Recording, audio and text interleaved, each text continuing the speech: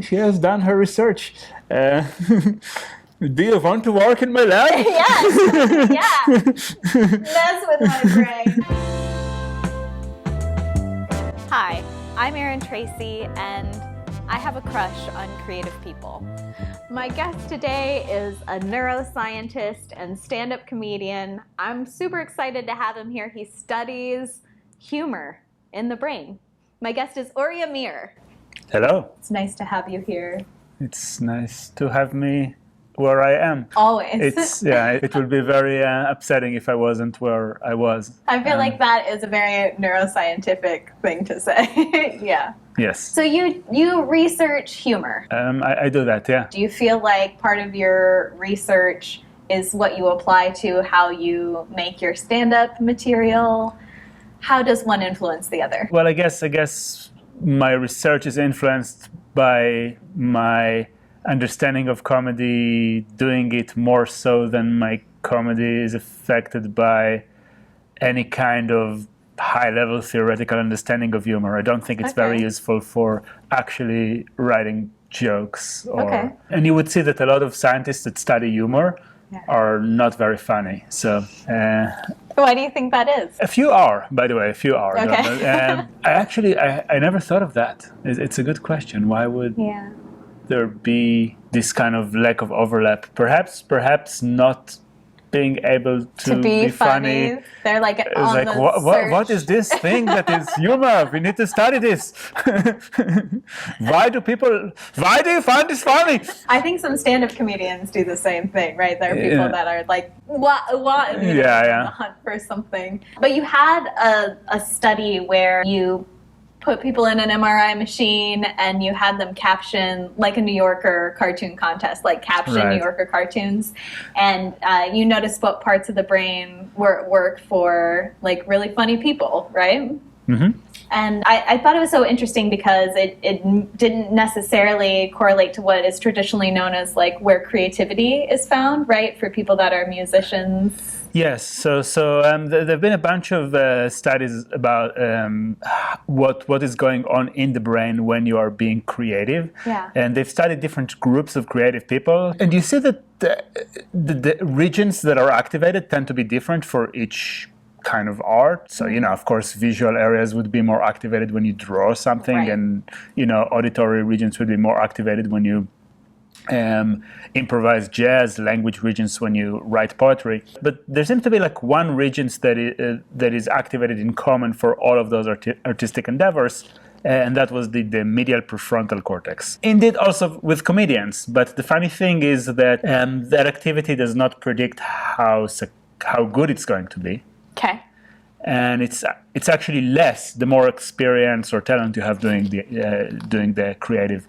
It's less activity in that part in of the that brain? area, yeah. Okay. The more, if you compare professional comedians to amateurs to non-comedians, you see that there is more and more activity the less experience you have doing comedy. Because you have to work that a little harder, you think? Like it's just like working a muscle like that?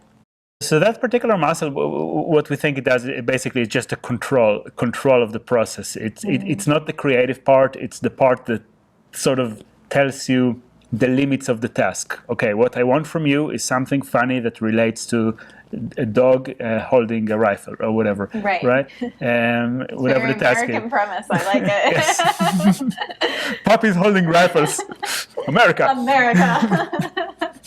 I feel like you could win an election with just that on your banner. Yes. Anyway, but so then another part of the brain would be activated more then, right? If that one wasn't being used as much by someone that was better at comedy, then a different part of the brain was at work, right? Exactly. So there is a region that appears to be activated more when you have more experience doing comedy. It activates more before you're coming with the funnier jokes. Okay. Right? So it sort of predicts how funny your joke is going to be. If you're going to kill it. Yeah, if you see more activation there, so like, oh, it's going to be a good one.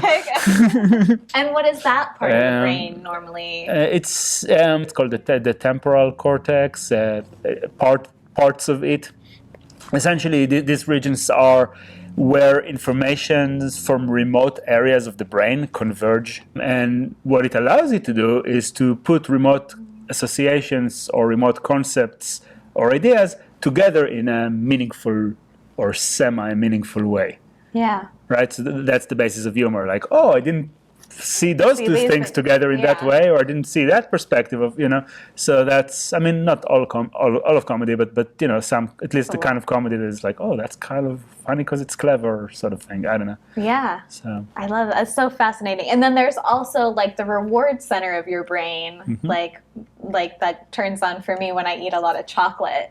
Right? Like that is also activated. Yeah, it only turns on for me when I eat chocolate, nothing else. So, really? Yeah. Nothing else at all? Yeah, nothing else gives me pleasure. Me either. And charming people that know things about brains. Oh, I'll find one for you. Okay. Thanks. I know some people. That's good. They have to have a good sense of humor too, though. I know one. We'll talk after. It's very small. Okay. So this reward center, though, I felt like this was part of your research that I thought was really interesting because it's also like that's where addiction happens, right? Like that's triggering some of those responses. Like, is comedy addictive, do you think? Like doing it, practicing it, being good at it. Do you think you could say that from what you found? It is addictive to some for sure, but the question is the source of the addiction. The reward center is activated for everything that is rewarding, not necessarily pleasurable, but everything that kind of motivates you to continue to engage with it. Right. So there have been all those experiments where you connect like electrode directly to that region of the brain, and you click some kind of lever, and people and animals would just click this lever endlessly and like starve and like not engage in any other more productive activities, just clicking on this lever to activate that region of the brain. Because it feels good. Yeah, well, I mean, not necessarily feels good, but it sort of compels you to continue to do it. So it's like obsessive. In a way, okay. Yeah. So there is the reward aspect, but there is also the pleasure. So there's like a certain like euphoria. So the pleasure is more of an opioid type thing, and the reward is more of a dopamine type thing. Okay. And I think there's some distinction between the two. So, but anything pleasurable, including humor, elicit activation in that region, which is not too surprising.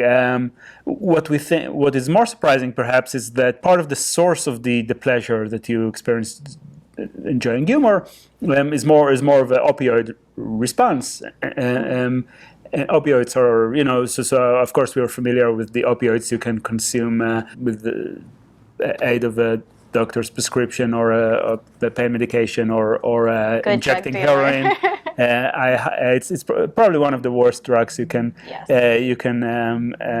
recreationally do. But we also have like naturally occurring opioids in the brain that the reason why our body even reacts to these substances is because our body has that as a what we call neurotransmitter is something that communicates within the brain, a substance that communicates that allows our brain to communicate.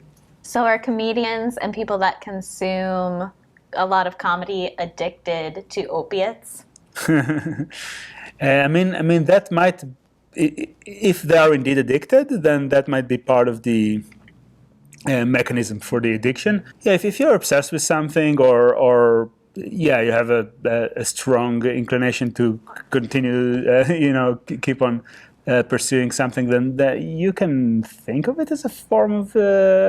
It relies. The reward mechanism is the same mechanism that addiction plays into, but that doesn't mean that everything that rewards you're addicted to. Yeah.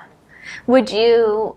So the study that you did was with improv comics, right? They were improvisers. Mm-hmm. Would you ever do a study on stand-up comedians? I did have some stand-up comedians. We had a bunch of people with Netflix specials and like serious professional stand-up comedians. We had amateurs, which I thought they had fewer years of experience doing comedy. Yeah. But I specifically I've chosen them specifically, so I believe they have potential of eventually becoming successful. So I wanted to see basically the effect of experience as opposed to the effect of talent. Yeah. Something, yeah.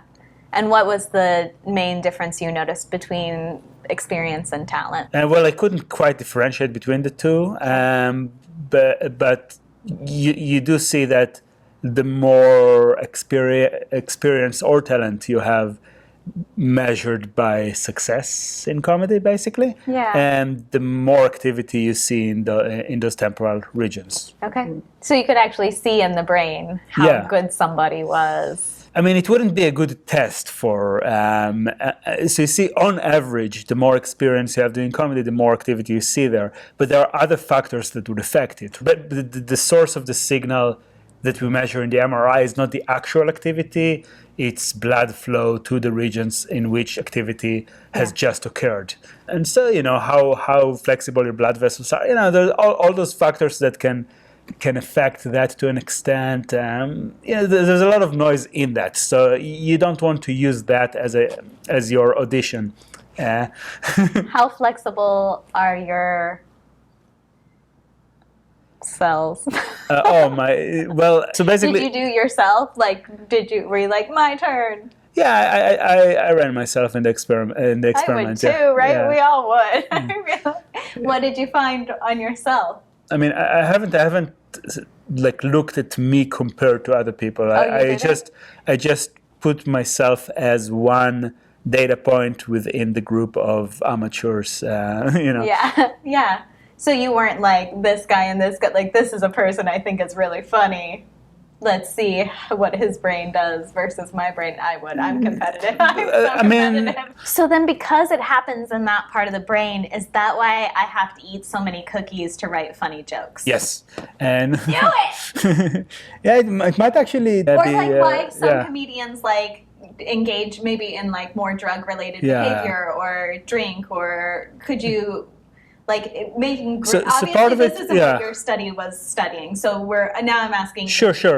No, to speculate, but to an extent, those things do activate the pleasure centers and to that, or the reward center, and to that, because of that, it might be setting up the right sort of brain context for it to be to sort of nudge the areas that do generate the funny ideas to generate those ideas. You're getting in the zone, it's like different contexts. Like your brain is used to think in different ways in different environment or different contexts. So if you set up a context where the brain is experiencing some level of reward, that might be a context that just stimulates the brain to come up with a funnier idea. But an additional reason why some comedians might take drugs to improve their writing is that it might reduce the top-down sort of controlling mechanisms of your thought, so it might allow your associations to flow more freely and allow you to be a little more original. So it increases the amount of both bad ideas and good original ideas. We are not recommending that anyone watching this interview. Well, I do, but no. Just kidding. I'm not recommending. I just eat a lot of cookies, is what we're saying. Just yes.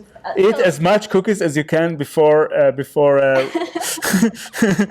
We recommend at least 2 cookies between every sentence that you write. This is the writing masterclass, right? It is, that's right. When I teach stand-up comedy, I really say, bring a box of cookies. Yes. That's where your motivation comes from. Eat until you're happy. Eat until you're funny. Yeah, so I was wondering about that. And I also noticed that there's something about that part of it talked about how that part of your brain turns off more quickly the more skilled you are. Mm-hmm. And that is also related to depression, like people that feel depression, is that true? Like they get that rush and then it finishes here. Yeah, it's true. Yeah. And that is something that is also seen in people that are depressive. Is that right?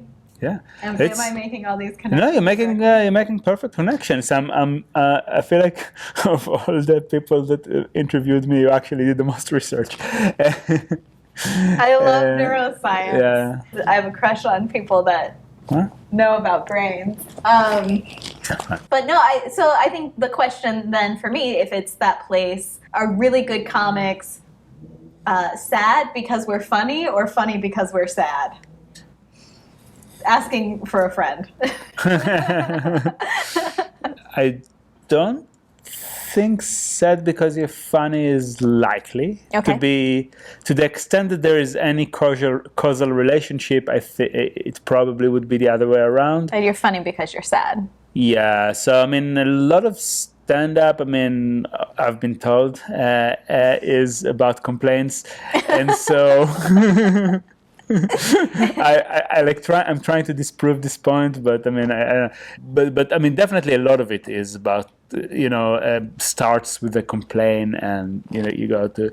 So in order to complain genuinely, you should feel upset about a lot of things, and people who are depressed tend to feel upset about a lot of things. So I think that might be the connection. So this is Creative Crush, so I have to ask questions like, what's your go-to karaoke song? Will you karaoke? Are you willing to karaoke? I've karaoke'd a bunch. The one I do pretty badly with tones. I've been to a choir to a choir once to try to improve my singing. Oh yeah. And the conductor, after a month in, the conductor told me, maybe you just want to lip sync instead of.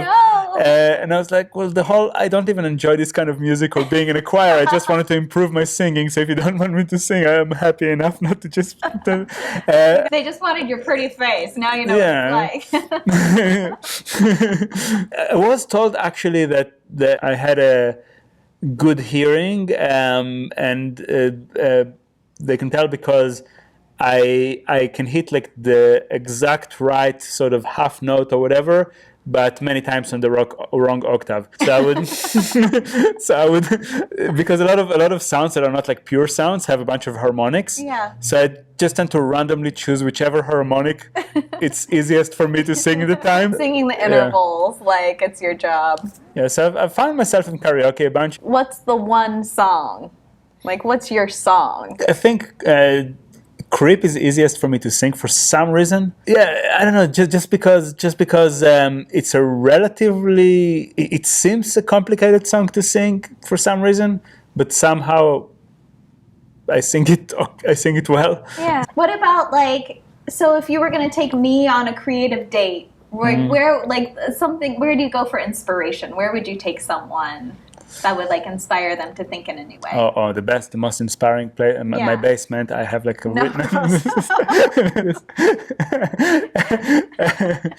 This interview was actually called Red Flags. He's a creep who wants to take you to his basement. Don't worry, I have brains there, huh? You like brains? I have brains. No, don't worry, I don't have a basement. Really cool, I don't have a basement. Oh, okay. No. Look, I just brag about. Dating here is so hard that I was like, tell me more about your basement. Would you are you a dancer? Would you dance with me? Oh yeah, I totally dance. Yeah, my dancing is similar to my singing. No, actually, no. I dance to the rhythm. I just dance to a different rhythm than the one. No. Actually, my rhythm is it's actually accurate and very good. Would you dance with me now? Sure.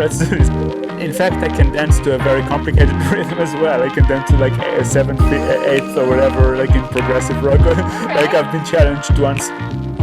Yeah. Okay.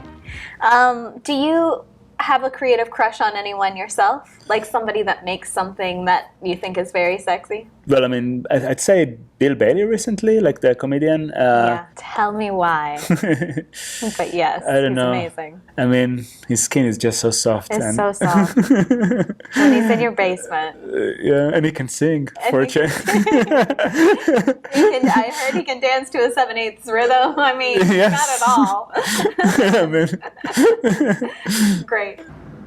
Thank you so much for being on the show with me today. Yeah, it was a real pleasure. My guest has been Ori Amir. He's a neuroscientist. He's a stand-up comedian. Follow him, not on the street, but on his social media. Find him online. And thanks for being here. I appreciate it. Yeah, thank you. It was a real pleasure. Thanks Thanks for watching this episode of Creative Crush with Erin Tracy. Take a moment in the comments and let us know who your creative crush is. Follow us on all the social media stuff so that we can make this relationship mutual, because we think you're pretty cute too.